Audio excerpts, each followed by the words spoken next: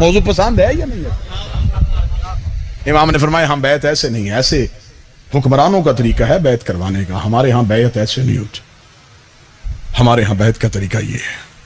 अगली बात पढ़े लिखे अहबाब के लिए बड़ी लुत्फ लेने वाली है। इमाम ने यूं बैत करवानी शुरू की, लोग आने शुरू हो गए। अब रसूल ने जो बैत का तरीका मुसलमानों को बताया था वो ये दिया था कि जो भी बैत करने आएगा मासूम के हाथ पे, वो छोटी उंगली से बैत शुरू करेगा, अंगूठे पे खत्म करेगा। क्योंकि बैत में 5 चीजें दी जाती हैं, 5 चीजें ली जाती हैं, जान, रिज्क, इज्जत, माल, औलाद। ये मासूम के जिम्मे।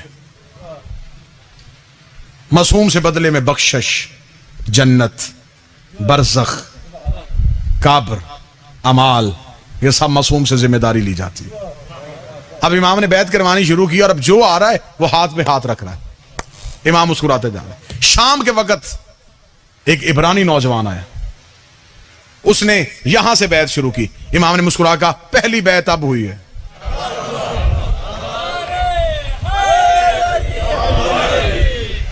बैत इमाम हो गई।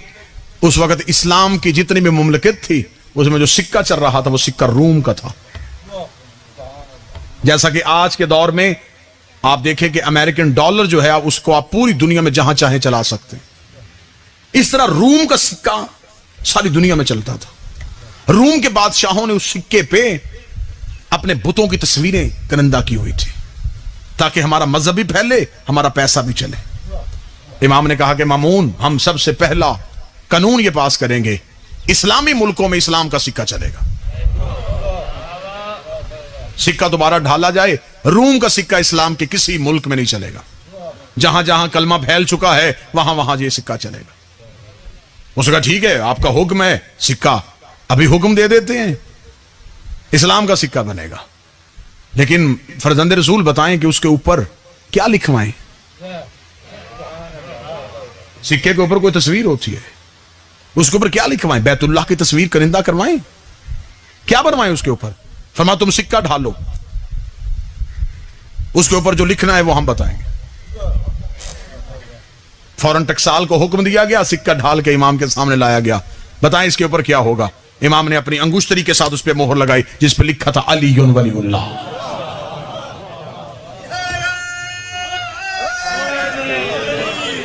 पूरी दुनिया में सिक्का चलेगा तो अलीयुन वलीउल्लाह का चलेगा। जब ये सिक्का फैल गया तो अब जो शिया डर डर के घरों में रह रहे थे उन्हें पता चल गया कि हमारे इमाम की हुकूमत आ गई, सिक्का भी मालिक का चल गया है। अब जब किसी शिया को, क्योंकि उन्हें पता था थोड़े दिन तक ये सिक्का चलना है, फिर उसके बाद रवाज खत्म हो जाएगा, दुश्मन जमाना है। मामून के अंदर तो बुग़्ज़ आले मोहम्मद है ना, इसने इमाम के कहने पे ये सिक्का चला तो दिया है, लेकिन अभी ये सिक्का बंद भी हो जाएगा, फिर उसके बाद ये कहीं से ना मिलेगा, ये नायाब हो जाएगा। जिस शिया के पास वो सिक्का आता वो उसे कपड़े में लपेटता, अपने बाजू पे बांध के कहता आज से इमाम ज़ामन है। तब से ये सिलसिला इमाम ज़ामन का चला। कितने वाकयात हैं, अशरे पढ़े जा सकते हैं। अली इब्न मुसब रज़ा अलैहिस्सलाम पे मामून अपने दरबार में बैठा है, खुशबू के झोंके दरबार में आए। खुशबू का दरबार में आना था, मामून मतवज्जे हुआ, उसने कहा ये खुशबू कहां से आ रही है। एक शख्स ने पीछे से हाथ बुलंद करके कहा मामून ढूंढना, ये खुशबू मुझसे आ रही है। मामून ने कहा तूने कौन सा अतर लगाया है, ये खुशबू मैंने पहले कभी नहीं सूंघी। उसने कहा ना कोई अतर लगाया है, ना मेरे पास कोई फूल है। फिर उसने कहा खुशबू किसकी है? उसने कहा मेरे पास रसूल के सर के बाल है, नस्ल दर नस्ल हमारे पास चले आ रहे हैं, ये बाल मेरे पास हैं। अब गुर्बत आ गई है, चाहता था कि बालों को बेचूं, ये बाल लेके तेरे दरबार में आ गया, अगर तू चाहे तो मैं ये बाल बेच सकता हूं। तवज्जो पूरी साहब। मामून ने कहा क्या लेगा बालों का? उसने कहा एक बाल 1,00,000 दिनार का। बाल कितने हैं? 7, कीमत 7,00,000 दिनार। मामून ने कहा मैं 7,00,000 दिनार में बाल क्यों खरीदूं? उसने कहा नहीं खरीदने तो ना खरीद, अगर तू बाल खरीद लेता तो तेरी दलील दावे में हो जाती कि तूने कहा है कि मैं वारिस रसूल हूं। ये बाल तेरे अलावा किसी के पास नहीं होने थे। मामून ने जल्दी से कहा 7,00,000 दिनार खजाने से दिए जाएं। 7 बाल खरीद लिए। खरीदने के बाद कहा कि जाओ इमाम अली रजा को दरबार में बुलाओ, और खुद वो जिस डिबिया में बाल थे उसे छुपा के रख लिया। अगला लफ्ज, अगला जुमला सीनों में ठंडक महसूस करे तो चेहरों में विलायत की चमक नजर आनी चाहिए। मामून ने बाल छुपा दिए। थोड़ी देर बाद इमाम अली रजा का पहला कदम दरबार में आया। दरबार में फिर वही खुशबू दोबारा आई जो बाल से आ रही थी। वही खुशबू से दरबार फिर मुअत्तर हुआ। मामून ने करीब बुला के कहा कि आपके पास क्या रसूल के सर के बाल हैं?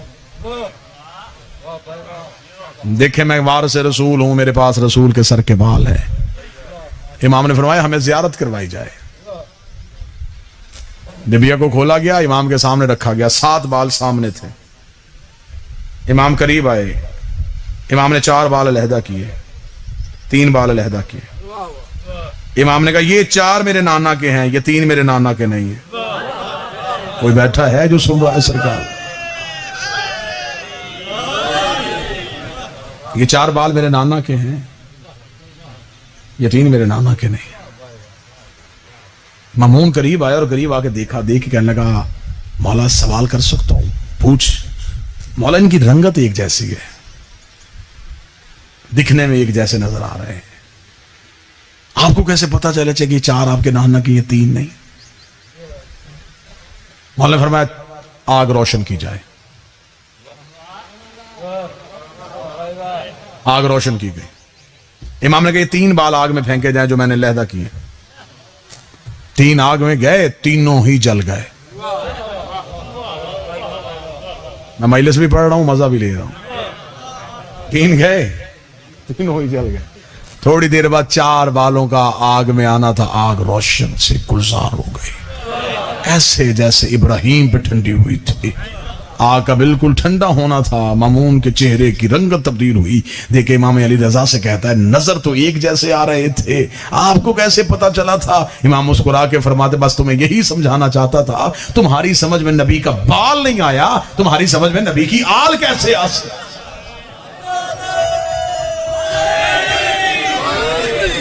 जिन्हें यह नहीं पता कि नबी के सर के बाल। लंबे मनाजरे यहूदियों के साथ, ईसाइयों के साथ मामून के दरबार में इस बात से आगे किताबें भरी हुई हैं इस मालिक के मजहब इस्लाम की खिदमत पे। जब बैत हो चुकी तो मामून ने अपने जितने भी मुल्कों के गवर्नर थे वो सारे खाने पे बुलाए। तो जो है साहबान को बस ये आखिरी फजाइल का नुक्ता और यहीं पे वाजिबुल एहतराम को मिंबर दूं। जितने गवर्नर थे उनको बुलवाया। बुलवा के मामून ने 202 नशिस्तों का बंदोबस्त करवाया। 100 गवर्नर इधर बैठ गए, 100 इधर बैठ गए। एक कुर्सी अपनी लगवाई, एक इमाम रजा की लगवाई। फिर जमला समझी, 100 गवर्नर इन कुर्सियों पे बैठे, 100 इधर कुर्सियों पे बैठे। मामून, इमाम रजा, हर गवर्नर के पीछे एक हबशी गुलाम जो पंखे से हवा दे रहा है। 200 गवर्नर, 200 हबशी गुलाम। मामून, इमाम रजा। दस्तरखान लग गया, खाना सज चुका। गवर्नरों को इंतजार है मामून शुरू करे तो हम शुरू करें। मामून को इंतजार है कि इमाम शुरू करें तो मैं शुरू करूं। खाना लगा हुआ है और खाने की तरफ हाथ नहीं उठ रहा। इसे कहते हैं ताकत इमाम। राज़िक बैठा हुआ है, सबके हाथ रुके हुए। बिस्मिल्लाह से थोड़ी देर के बाद गवर्नरों ने मामून का चेहरा देखा कि शुरू हो। मामून ने इमाम रजा की तरफ देखा। सरकार खाना तनावल फरमाए। इमाम की नजर हबशी गुलामों पे गई। इमाम ने कहा ये नहीं खाएंगे।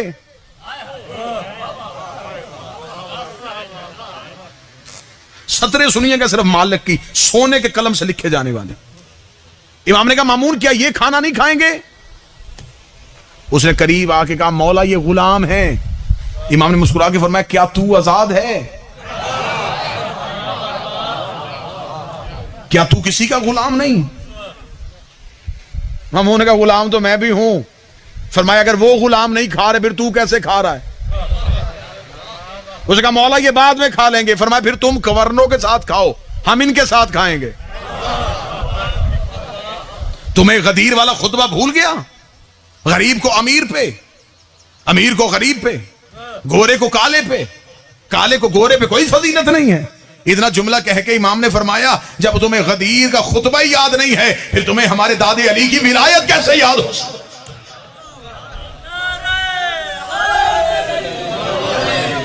किताबें भरी हैं बादशाह की उन तरीक साज जुमलों पे जो मालिक ने मजहब इस्लाम के लिए। मशहद में बैठा है और पूरा ईरान उसका मकरूज है। जो जाहिर बैठे ये गवाही देंगे, पूरा ईरान मकरूज है हमारे मालिक। ईरान के खजाने से जब दौलत खत्म होती है, इमाम के खजाने से बतौर कर्ज लेते हैं। पूरी दुनिया ने बाइकआउट कर दिया, ईरान खुल के रोटी खा रहा है तो सिर्फ रजा की मजावरी के सदके से। इतना बड़ा बादशाह हो के लकब गरीबुल गुरबा है।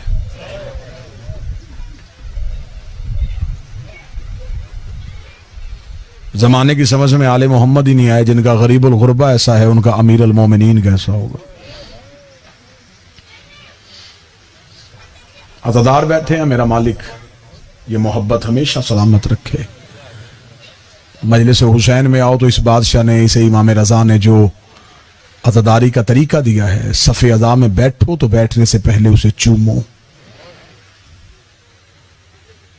इमाम रजा जब इस सफ़े अज़ा पे आते थे, इमाम पहले सफ को बोसा देते थे। साहबी ने पूछा, मौला सफ़े अज़ा को बोसा क्यों? फरमाया, ये वो जगह है जहां मलाइका अपने पर मस करते हैं। इस जगह की फजीलत यह है कि यहां पे बकिया छोड़ के रसूल की बेटी आती है। मुहर्रम करीब आ रहा है, मैं दुआ कर रहा हूं मुसाहिब पढ़ने से पहले आंखें बार के मालिक, अगर हम में से किसी की जिंदगी की सांसें खत्म हो रही हैं, मेरा मौला इतनी बढ़ा दे हम हुसैन के जनाजे में शरीक हो सके। शहादत अरफ़े आखिर में जो पढ़े वो इस बादशाह की मुकम्मल मुसीबत और मुकम्मल मुसाइब पढ़ेगा। 2 सतरें गुर्बत की मैं सुना दूं, सिर्फ इस वजह से मजलिस मुकम्मल हो जाए। जो शाम से आई है वो मेरी तकरीर सुनने नहीं आई, वो आपकी दाद सुनने नहीं आई, वो सुबह से इसलिए बैठी है कोई हुसैन को रोए। उसकी बड़ी हसरत है गरीब का मातम, उसकी बड़ी हसरत है हुसैन को रोना। मुसाहिब से मोहब्बत करने वाले लोग तशरीफ फरमा हैं। मुसाहिब खान बहुत बड़े बाप के अजीम फर्जंद तशरीफ फरमा हैं। आलम दीन सैयदजादा साहिब इमामत तशरीफ फरमा है। 2 सैयदों से माफी मांग के जुमला पढ़ूं। आधी रात का वक्त यजीद ने तख्त पे बैठ के सिपाही से कहा, जा हुसैन के बेटे को जिंदान से बुला के ला। जिस बंदे की हाय नहीं निकली उसके लिए अगला जुमला पढ़ने लगा हूं। बुलाया चौथे को था, 5वां भी साथ उठ के खड़ा हुआ। जो नहीं समझ सका मैं गैर सैयद हूं, मैं इशारा नहीं दे सकता। मजबूरी क्या थी सदात की। चौथे इमाम उठे, 5वें भी साथ खड़े हुए। दोनों वक्त की हुज्जतें यजीद के दरबार में गई। मौला सजाद की आवाज आई, क्यों बुलाया तूने मुझे आधी रात के वक्त? यह कमीना दे के कहता, हुसैन का बेटा मैं चाहता हूं मैं तेरी कैदें आजाद करूं। अगली सत्र जो मातम करने वाले लोग बैठे हो, अज़ादार बैठे हो, जब इसने कहा ना सजाद मैं चाहता हूं मैं तेरी कैदें आजाद करूं, मौला सजाद ठंडी आह भर के कहते, मुझे बताओ मैं जाऊं कहां? रिहाई की खबर उससे अच्छी लगती है जिसे दरवाजे पे कोई लेने आया हो। इसने देखे कहा, सजाद वापस मदीना चले जा। मौला सजाद रो कहते, कौन सा मदीना जहां कभी अकबर होता था? कौन सा मदीना जहां कभी अबुल फजल अब्बास होते थे? और मौला तूने मेरा मदीने में छोड़ा ही क्या है? ये देखे कहता, जहां भी जाना है जा, लेकिन शाम छोड़ दे। मैं फिर सैयदों से माफी मांग के जुमला पढ़ूं। जब इसने कहा, जहां जाना जा, शाम छोड़ दे। मौला सजाद की आवाज है, क्यों शाम क्यों छोड़ूं? अब तू कहते आजाद क्यों कर रहा है? ये देख कहता, हुसैन का बेटा मैं डर गया हूं। डरने का नाम आना था। सजाद कड़ियों में तड़पे, रोके कहा, तूने रसूल का बेटा मारा, तुझे डर नहीं लगा? तूने अली की तस्वीर घोड़े से उतारी, तुझे डर नहीं लगा? तुझे हसन का यतीम घोड़ों के टापों से बमाल किया, तुझे डर नहीं लगा? वो कमीने, तुझे आज डर लगा? तुझे तब डर नहीं लगा जब तूने नेज़े से कुरान के गिलाफ उतारे थे? तूने सूरह कौसर का चेहरा खून से भर दिया, तुझे डर नहीं लगा? तुझे अब डर क्यों लगा है? अब जो सैयद बैठो, जो मुसाहिब से मोहब्बत करते हो, बाबा नारायण शाह जी से लेके आखिरी अज़ादार तक, मुझे जुमला माफ करना, जब मौलवी सज्जाद की आवाज आई, अब तुझे क्यों डर लगा है? ये देख मैं तुझे मजबूरी बताऊं, जिसे थोड़े दिन पहले कब्रिस्तान मुसाफरा में दफना के आया है ना, उसकी चीखों की आवाजें मुझे सोने नहीं देती। मुझे आज भी मेरे दरबार में रोने की आवाजें आती है। मैं आधी आधी रात को उठ के देखता हूं, कभी उस कोने में रोती है, कभी उस कोने में रोती। सज्जाद जिसे दफना के आया है, उसकी आवाज बंद नहीं हुई, उसकी सिसकियां मुझे सोने नहीं देती। मुझे डर लगता है कहीं मेरे ऊपर अजाब ना आ जाए, ये छत मेरे ऊपर गिर ना जाए। तू जितनी जल्दी हो सके अपनी फुफियां लेके शाम से चला जा। मौला सज्जाद रो के कहते, अगर तूने कैदें आजाद करनी है तो फिर फैसला मैंने नहीं करना, फैसला उसने करना है जो जिंदान में बैठी है। मैं बड़ी मोहब्बत से पढ़ रहा हूं, बड़ी मोहब्बत से आप सुन रहे हैं, रूहानियत है मजलिस में, हर आंख रो रही है, हर बंदा मुसाहिब के लिए तड़प रहा है। क्यों? हुसैन का बेटा, तू इमाम नहीं? फैसला तू नहीं करेगा? मौला सज्जाद की आवाज आई, मैं बेटा होके वारस नहीं, वो बहन होके वारस है। मैं इमाम होके शरीकतुल हुसैन नहीं, शरीकतुल हुसैन वो है। फैसला वो करेगी जो जिंदान में है, जो अदब के साथ मुसीबत सुनने के आदी हो। आधी रात के वक्त सैयदुल साजिदीन दोबारा कैद खाने में आए। रेत के मुसल्ले पे बैठी थी अली की नमाजी बेटी, मां के पांव के तलवों पे हाथ रख के कहा, अम्मा यजीद कैद आजाद कर रहा है। अली की बेटी रब ने जख्मी सर उठा के रो के कहती है, सज्जाद इससे पूछ शाम की औरतें थक गई हैं क्या? शाम में पत्थर खत्म हो गए? इन्हें कहा नहीं, अली की बेटी तब तक शाम नहीं छोड़ेगी जब तक शाम के पत्थरों से आवाज ना आए, हुसैन नमाजी था। अम्मा वो कैदें आजाद कर रहा है, वो कहता है सकीना के रोने की आवाजें आती। बीबी रो के कहती, सज्जाद इसके बाप से मेरे भाई ने शर्तें मनवाई, तू इससे मनवा, ताकि मौरख लिखे कि अली की बेटी फातिह शाम बन के गई है। इसने रहम करके नहीं हमें आजाद किया, हमने शर्तें मनवाई हैं तो शाम छोड़ा है, इसे पता चले कि हमने जंग जीती है। अम्मा फिर क्या शर्तें? बीबी कहती, शोहदा के सर चाहिए, लुटा हुआ करबला का माल चाहिए, सवारी के लिए 3 ऊंट चाहिए, बशीर इब्ने जसलम नामी शख्स मुहारी चाहिए। सज्जाद इससे आखिरी शर्त मनवा, शाम में मुझे खाली घर चाहिए। मौला सज्जाद रो कहते, मैं जब रहना नहीं फिर घर क्या करना है? रो कहते इसे क्या एक घर खाली करवा के दे, मैंने गरीब की मजलिस करवानी है। और सज्जाद मेरी सफ भाइयों की मारी गई, मुझे रोने किसी ने नहीं दिया। इसे कह शाम की औरतों का मजमा इकट्ठा करे, अली की बेटी मजलिस पढ़े, जो पत्थर मारती रही उनके सामने मैं बताऊं मेरा बागी नहीं, मेरा नमाजी मारा गया था। इन्हें मैं बताऊं मेरा अकबर कितना खूबसूरत था, इन्हें मैं बताऊं मेरे कासम की जवानी कैसी थी। मैं एक मजलिस करवाऊंगी, सजाद उसी मजलिस का सदका फिर दुनिया में नगर नगर मजलिसें होंगी। सजाद पहली मजलिस मैं करवाना चाहती हूं, पहली मजलिस, पहली अज़ादारी की बुनियाद मैं शाम में रख के जाऊंगी। यही वजह है जो ज़ियारात करके आए हैं। करबला मदफन है हुसैन का, लेकिन करबला में वो गिरिया नहीं जो शाम में अली की बेटी के हरम में है। अज़ादारी की बुनियाद रखी सैयदा ने शाम में, बस आखिरी सत्रें, मुसीबत खत्म। मौला सज्जाद जिंदान में आए, जिंदान से निकल के दरबार में आवाज आई, कमीने मेरी मां की शर्तें। उसने कहा कौन सी? शोहदा का सर। इसने कहा देता हूं। मौला की आवाज आई, बशीर इब्ने जसलम मुहारी। इसने कहा फौरन देता हूं। 3 ऊंट। इसने कहा भी देता हूं। मौला सज्जाद की आवाज आई, शाम का एक घर खाली चाहिए। इसने कहा करवा दूंगा। मौला सज्जाद की आखिर में आवाज आई, मेरी मां की शर्त है, करबला का लुटा हुआ माल चाहिए। अब मेरी मजबूरी बन गई, कोई सैयद बैठा मुझे सतर माफ करे। इतना जुमला कहना ये कमीना दे कहता हर शर्त मंजूर है, ये मंजूर नहीं है। आवाज आई, ये क्यों नहीं मंजूर? ये दे के कहता हुसैन का बेटा मेरी मजबूरी है, 36 मुल्कों की फौज ने लूटा है ज़ैनब का खैमा, जिसके हाथ जो आया वो लेके चला गया। अब मैं कहां से वो सिपाही तलाश करूं? हुसैन के बेटे की आवाज आई, कुछ और दे ना दे, कुरान के खिलाफ मुझे वापस कर, मेरी माओ की चादरें मुझे वापस कर, मैं चादरें ले जाके करबला में सीधा अब्बास की कब्र पे रखूंगा, रो के कहूंगा उठ चचा गाजी, देख मैं चादर बचा के आ गया। अला लानतुल्लाह अलैकुम व ज़ालिमीन व सय्यिद।